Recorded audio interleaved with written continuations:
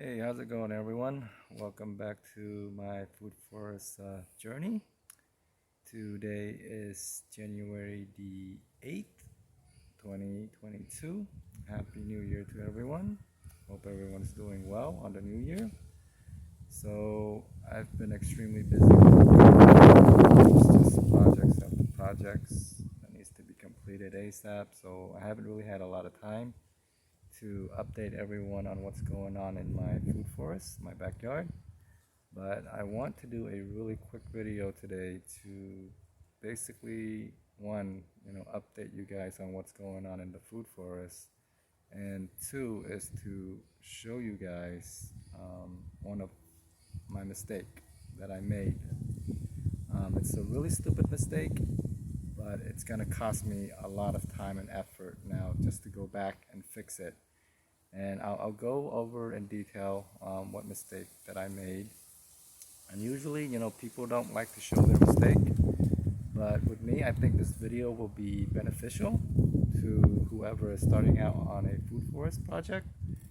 Hopefully, it will benefit somebody to learn from my mistake. So that's why I'm doing this video. So I'm gonna get started. Let's just walk over to this side. Wait, let me show you what's going on with my Djibouti Kaba. I always start out with this guy right here because I love this guy. This Sabra is just doing awesome. I mean, look at this. Pushing out new flush. Sabra. So a little update on you guys on this Sabra right here. It's doing super well. But let me start going over the mistake that I made so that everyone can learn from my mistake. Okay, so this is the mistake that I made right here, guys. So this is one of my cherimoya that I grew from seed. Now originally I had this thing on the ground all the way over here under this big oak tree, this huge oak tree right here. You guys can see that. I planted on the ground under that big oak tree. Now the first error that I made with growing cherimoya is that was under the shade. You're not supposed to be growing any Anonas under the shade. So that was my mistake number one. So I tried to basically uproot it, move it over here. And this is where I made my mistake number two. Okay, as I was digging the hole down on this cherimoya, the deeper I dug, this stuff right here, I realized that this is what I was dealing with. This is just pure sand, guys. I dug buckets and buckets and buckets of sand. There's nothing. This is like really, really poor soil. So this is my mistake number two. And I think I finally figured out why I'm doing so bad with the Anonas, because I mean this is what the root system are basically gonna be feeding off of, sand. Now my assumption when I planted these Anona is that eventually the root is gonna have to hit some kind of pocket, like some kind of rich soil pocket, and it'll just grow by itself and benefit from those rich pocket of soil. But I don't think that's the case. That was a very idiotic mistake that I made, because the deeper I dug, like I said, nothing but sand. So I basically made a new process now where it's called, I got this from YouTube. I've basically watched some video where it's this process is basically called Hugelkultur. I'm not sure if I'm pronouncing it right, but it's called Hugelkultur. And what you do is you basically take a bunch of dead logs and you dig and you take out all of the sand, all the bad soil, and you just bury these big old chunks of rotten logs that's just basically pretty much free, that I can find in my backyard, and you bury it, and then you also mix it with some of the rich horse manure that I've recently got as well, right there.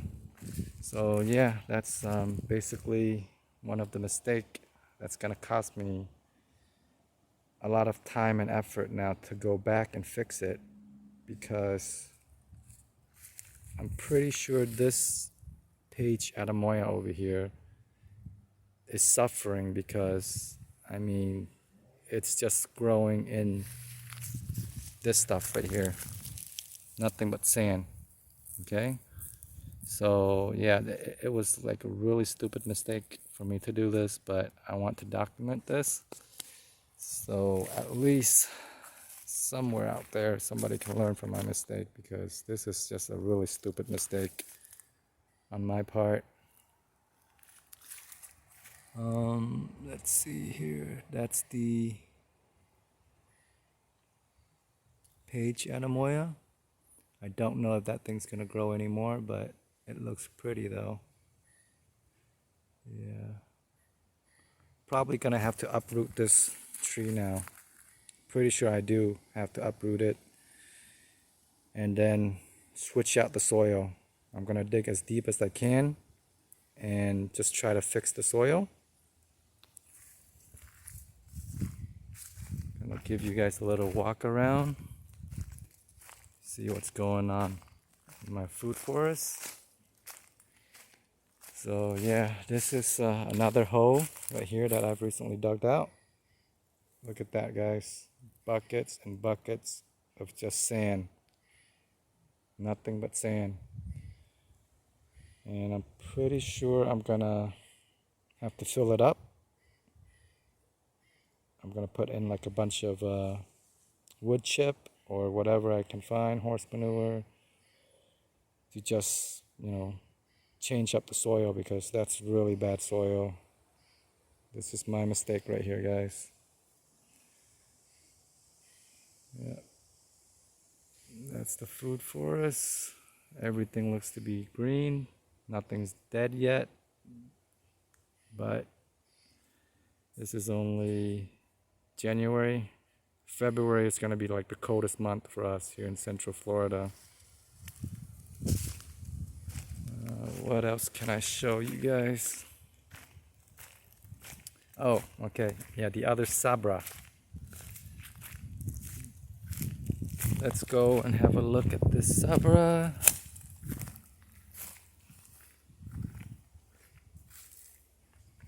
It's healing, recovering very nicely. Look at that. Look at all that new flush coming out, guys.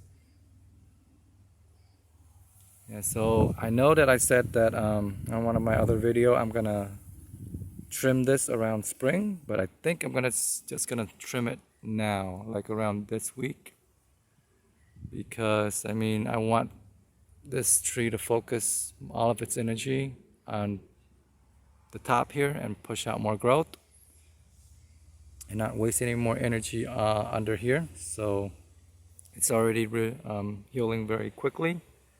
So yeah, I'm probably gonna trim all of this week.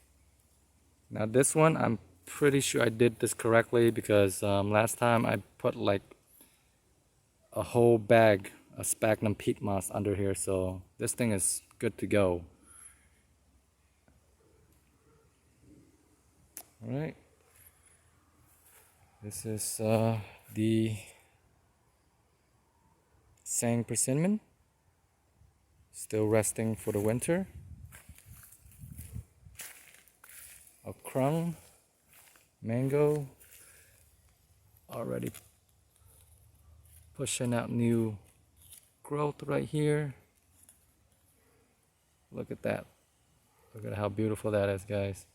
See, this is one of the reasons why I love living here in Central Florida. while the whole country, everywhere else in the U.S., they're freezing their butts off. And I'm just out here in my shorts, walking around, documenting fruit trees that are pushing out new growth.